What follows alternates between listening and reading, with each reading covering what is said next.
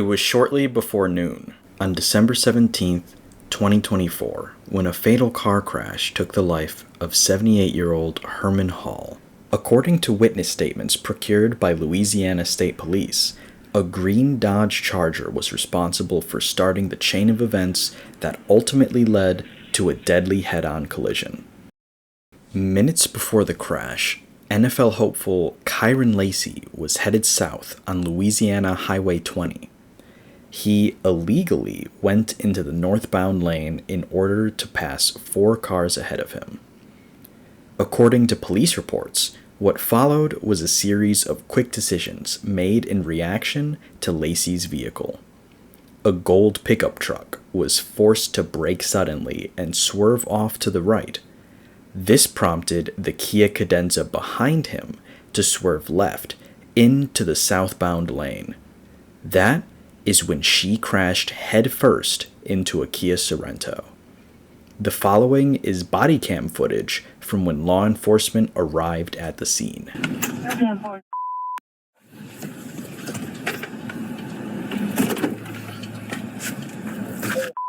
If you get a chance, can you advise code of injury? Civil.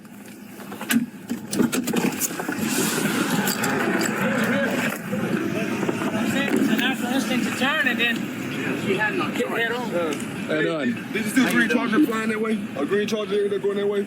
There was a green Charger There was a green Charger that caused all this. SRT8, he caused all of it. He went to pass the cars way back there, sir.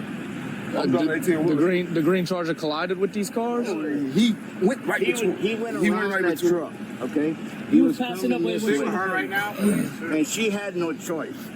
She hits the pole, she gets this. How are the injuries? What She are they? got a broken ankle. got a broken ankle, And yeah. two are complaining of back injuries and stuff like that. Yeah. I was on the So phone when 2 back injuries, 1 broken ankle? Yeah. I'm not. I just told him not to move. You know what I'm saying? Me doing my You said something about a green Charger. Who told you something about a green Charger? I'm down 18 wheel right there, sir. Okay, so you saw I it? saw So it. what did you see He happen? went to pass him. I say when he went to pass me the cars back there. He was back there around around the curve. All right. Okay. All right. Hey, he come down. Right. When he come down, I got Mr.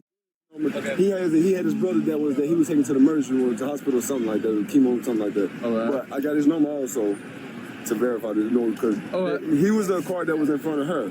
When that green Charger came, he went caused this whole big traffic, so everybody went to hitting brakes because the Charger, I thought he hit the gold truck head on.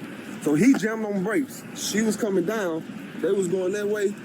When I saw... Which way was the Charger going? The Charger? No, Charger going this way. Charger's going this way, okay. She was coming this way. Okay. They was going this way also. Mr. Dennis jammed on brakes.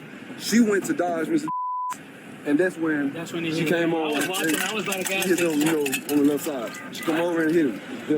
Which 18-wheeler were you driving? The rebel. Right there. So the Charger, I guess, passed you up? The Charger D-line, it was cars behind me because I'm taking my time. And the Charger was passing all these cars in this everybody. lane? And so almost hit this one head on? No, he almost hit this. It was a gold truck. I got his number right here. That's why I took his number and his name. Almost hit the gold truck head on? Yeah, that's his number and phone number and name. So the gold truck, what did the gold truck do? The gold truck in his area right here. The gold truck slams on his brakes. Slams on brakes to stop the Charger. The Charger swerves back in. Okay. And cut somebody else off, whoever was behind them. Okay. But then they slammed. They was on the Charger. He swerved in front of them. They slammed on brakes, and by this time, Mr. he slips through, right? Okay. As he slips through, she's coming. She like to round the back of the gold truck. That's what I'm saying. She almost hit the back of Miss. Yeah, Mr. Was Miss truck hit? No. He was missed. Okay. So the truck, Mr. He slammed on it. In other words, it was right up. The gold truck was right up there. Right. Yeah. He slams on his brakes to avoid the Charger. Yeah. This car, what? Cut that car off, if I'm not mistaken. So what does this car do? It just swerves out the way to avoid. So because I was watching it too. She turned the wrong way. Yeah. Instead of going towards the post, she turned this way. Yeah. Okay, so she turned this way, and then this car was just coming. Yeah. I got you. I got you. And then the Charger If came you want to take that around. number, that's the number for the guy that was in the gold truck. Okay. Charger passed in between the Yeah, the mailbox and Charger the car. stopped. I took that because he was leaving, but Okay. And see what happened, the Charger had stopped. Is a green Charger? Yeah. But then when he seen what happened, he almost hit me because he came right here. And kept going. He was the only one that that jumped out of traffic. Everybody else turned around went the other way. He jumped out of traffic, eased through here, and went on down the road. Okay. Okay. Look, I know it's hurting right now, but do you think you could just tell me briefly what happened? Or do you remember? I just know the truck was stopping on brakes. The other car was trying to pass the other car. I was trying to dodge by not hitting them by coming around. Okay. Do you remember how fast you were going? The speed limit. Okay. Thank you. In the Sorrento were the parents of Heather Dickerson. The driver, her mother, had sustained several injuries. She said, "We just got in a wreck." I said, "You just got in a wreck? What are you talking about?" She said, we got in a head-on collision. The car's totaled." And I was like, "Are you okay?" And she's like, "Oh yeah, I'm fine." She's like, "My chest hurt." "Okay, well, how's Dad?" And she said, "He's fine. He's complaining that his back hurts." And I was like, "Okay." She's like, "Well, I have to go." And so she hangs up, and I was like, so then she calls me back. And she said, "Hey, they're gonna airlift your dad to UMC." I was like, "Wait, what? Airmed? What are you talking about? You said he was okay." She's like, "Oh, well, he will. He'll be fine." So apparently she was in shock. Sadly, the 78-year-old passenger, Herman Hall, passed away later that day. His family was left devastated by the tragedy. He loved to garden. He loved to ride his bike. He used to ride his bike like 28 miles a day. I don't know. He just told great stories. He loved his family. He loved his friends. Kyren Lacy was born December 27, 2000, in Thibodaux, Louisiana. He attended Thibodaux High School, where he was a standout wide receiver. As a senior, he was ranked as the 10th wide receiver in Louisiana for the 2020 class. Following high school, Lacy was invited to play college football as a 3-star recruit, and after declining several offers, he committed to Louisiana State University at Lafayette. At LSU, he went on to have a solid career as a wide receiver. During the 2024 season, he achieved 58 receptions, 866 yards, 9 touchdowns, and earned second-team All-SEC. Lacy officially declared for the NFL Draft on December 19, 2024. After multiple witnesses pointed to a green Dodge Charger as the cause of the accident, police identified the plates on the vehicle, and an arrest warrant was issued for 24-year-old Kyren Lacy on January 10, 2025. 2 days later, on January 12th, Lacy turned himself in at the Lafourche Parish Correctional Complex. He was booked for negligent homicide, felony hit and run, and reckless operation. After posting a $151,000 bond, he was released the same day.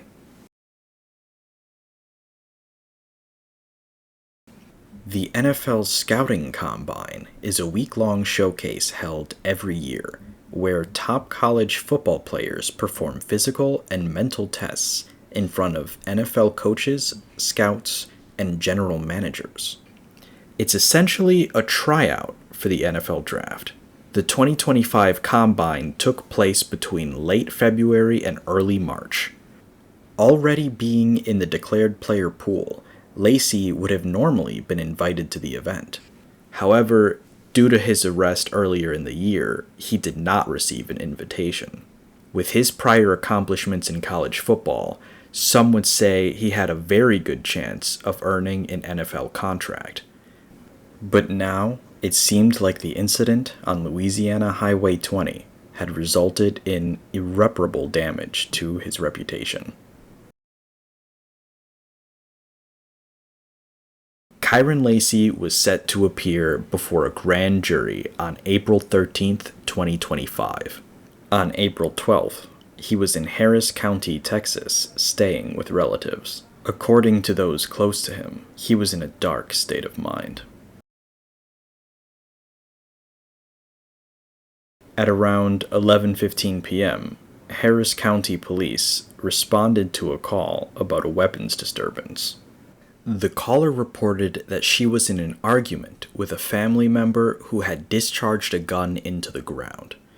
When deputies arrived at the scene, the family member was gone.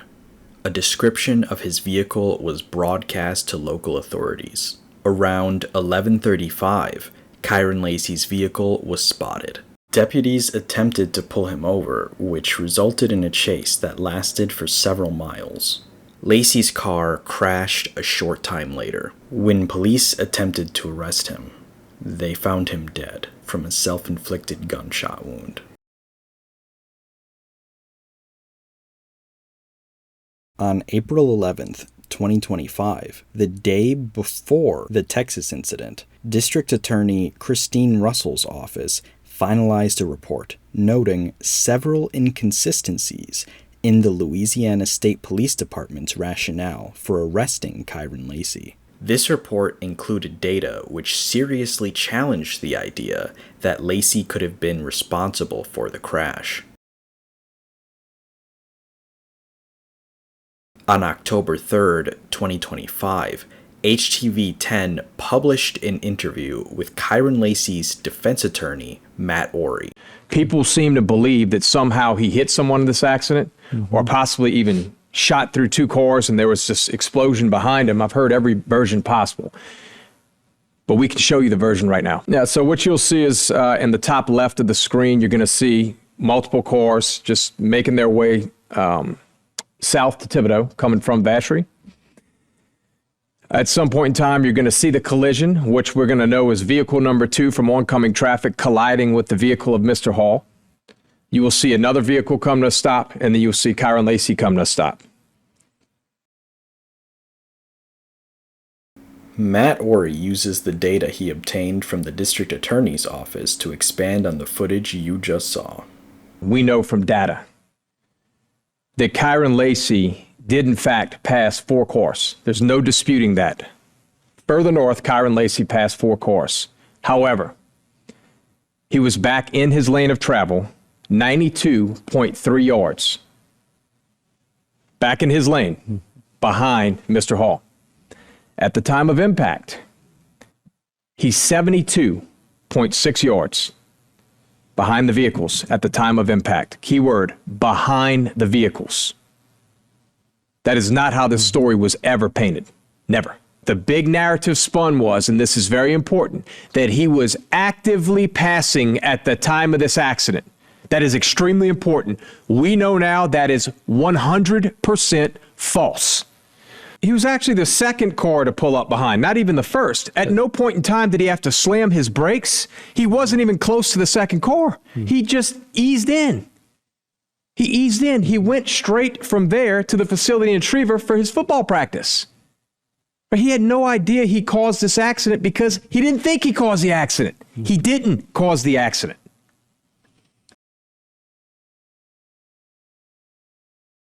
In addition to this point, Ory has thoughts on the car that actually collided with Mr. Hall as she was tailgating just before the accident.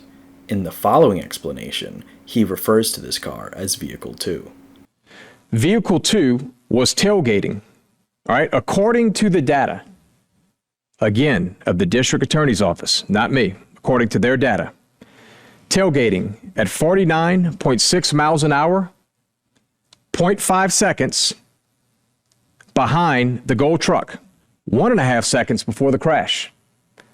So again, if that did make sense, she is following 0.5 seconds behind this vehicle, 0.5 seconds behind that vehicle, 1.5 seconds before the crash at over 49 miles an hour.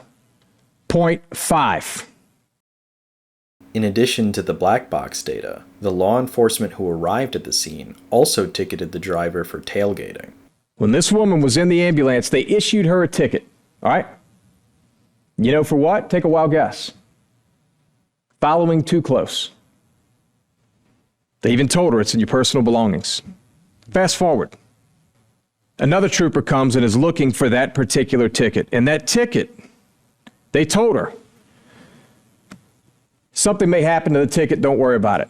Sure enough, something happened to that ticket down the road, right? The ticket now needs to fit a better narrative. And that ticket now says, crossing left of center. Why?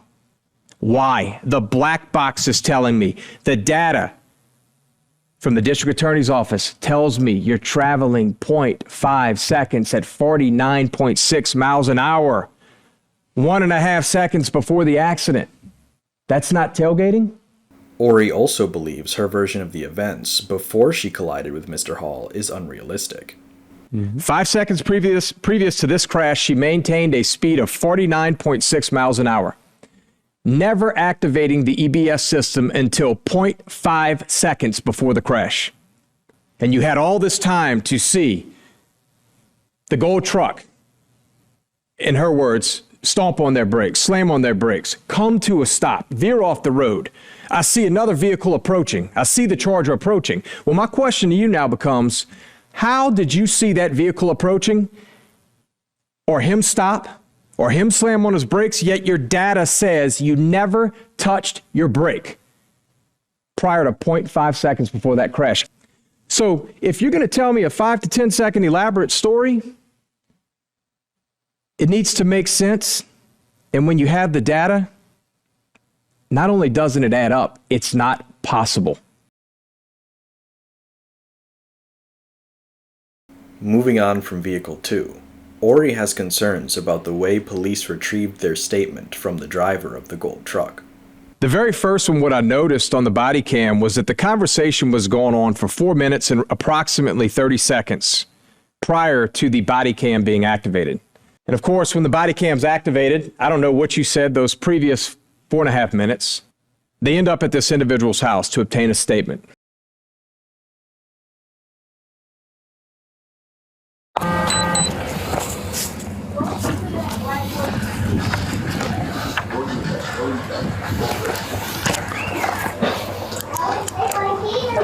All right, sir. So, look, don't worry about filling any of this top information, like your name, address. Don't worry about any of that. Just right here, if you could, I'll just have you write exactly what you saw. Just make sure to include, where you were. I don't even know what the name of that highway. It's Highway 20. Highway 20. That you just... All right, me and my wife gonna figure out right quick. Okay, just make sure you add in there that you had to slam on your brakes, and the brakes, you had to slam on the brakes to avoid that Charger, and the brakes locked up to avoid that Charger. That's... I ain't skid mark or nothing, I wasn't even going for it. That lady in the back of me, she didn't saw what was happening. That's how she called that wreck. She was running in the back of me, she pulled on the other side, and that's not in it. So, but the Charger was coming right at you, correct? Right. And that's why you had to slam on your brake, the head on with you. So yeah, just make sure you include that, and that's very important because we're trying to locate this Charger right now. So just include that in the statement, and I'll read it over, and then I'll be out of here. What he's saying is she had to avoid hitting him. Mm-hmm. He specifically stated she caused that accident. Here is the official statement obtained by law enforcement. I had to slam on my brakes to avoid accident. I had to veer off the road to avoid getting hit. See, the problem with that statement is it is in direct contravention to what was said minutes earlier. It's not written by him, and where it says signed, it's not signed, it's refused. Just make sure you add in there that you had to slam on your brakes, and the brakes, you had to slam on the brakes to avoid that Charger, and the brakes locked up to avoid that Charger. That's... I ain't skid mark or nothing, I wasn't even going for it. That lady in the back of me, she didn't saw what was happening. That's how she called that wreck. She was running in the back of me, she pulled on the other side, and that's not in it. So, but the Charger was coming right at you, correct? Right. And that's why you had to slam on your brake, the head on with you. So yeah, just make sure you include that, and that's very important because we're trying to locate this Charger right now. So just include that in the statement, and I'll read it over, and then I'll be out of here. Okay? Given the extensive evidence found in the district attorney's report, Ori expresses frustrations with the false information that has been spread about this case. This is where Kyren passed, right? He comes here, he passes. He gets back in his lane. Don't you know that one of these witnesses that's in this package actually says in his statement that the Charger passed through the vehicle of Mr. Hall and the gold truck and vehicle 2, and then they collided. I can't make this up. This is what people just don't get to see. Mm-hmm. And again, I'm not saying this intentional. I'm saying people commit to a story and they don't back down. He went right between. And you go as far as a witness saying he split between 2 vehicles and then there was this spontaneous combustion. It truly should open some eyes, right? That is not even close to what happened. You and I read reports earlier. We're looking at all news reports where they say he actually collided with a vehicle. It did. They actually said he fled a scene. They actually said he came back to the scene. Do you know how preposterous that is? None of that's true. And he sure as hell never split the difference and barely got through, and then there was some big explosion. That's not what happened. In addition, Ori is frustrated that police neglected key details during their investigation. But you know what's really interesting to me as well is that there was another passenger in Kyren Lacy's car. They knew this. They have video footage of this individual getting out of the car. Why didn't you ascertain his identity? Why would you not want to hear the person with one of the best views of this incident? Why would you make a call? Why would you simply not bring him in for questioning? Had this case made it to court, Kyren's defense attorney, Matt Ori, does not believe he would have ever been found guilty. In the investigation of state police, and it is drastic. It's drastic. The very last line of the report from the district attorney's office says, the evidence submitted in the crash report does not support that Kyren Lacy should have known that his actions were the cause of the crash that happened approximately 72 yards in front of him. So, in my opinion, this never survives a grand jury. Never, never, ever survives a grand jury. We were 48 hours from that, from this report getting to the grand jury. Matt Ori was able to present this evidence and tell Kyren's side of the story, but he expresses grief and sadness over Kyren's choice to take his life before this could be resolved. Social media killed him. Killed him. Mm-hmm. All those tough guys behind the computer, yep. Same ones that would come after me when I do this interview, mm-hmm. Those guys. A young man could not get used to it. They're kids, man. Yeah. The difference between you and I, Martin, and them, mm-hmm. They don't know anything else other than those devices. Right. Mm-hmm. That's all they know. They can't get away from them. Mm-hmm. And they believe what these people say. They believe them. Right. And I'm hearing you loud and clear. He, in his own mind, and I'm speculating, he was already prosecuted in his own mind. That's correct. He was already prosecuted. And we can only imagine, he wasn't the Vikings about to draft him? I had talked to the Saints. I had talked to the Vikings. Not that I'm his agent by any stretch, but there were teams reaching out to learn about this matter, that really liked him. But they obviously wanted to know what was going on. I did the best that I could to tell them and advise them the grand jury was set for this particular day. We didn't make it there, though. So, in response to Ori's claims, the Louisiana State Police released a critical incident briefing video, which you can find on YouTube. In their video, they reassert the claim that Kyren Lacy's actions are what caused the fatal accident. Matt Ori believes the contents of that video were misleading and maintains Lacy's innocence. There's no winner here. We're all lost. But at least we have a little more accuracy. And at least the second side of the story is told. I'm confident there will be justice. But no, I won't stop. No matter who it is? No, I don't care who it is. No, I mean, they wouldn't. If the tables were turned, if it were them, they wouldn't stop.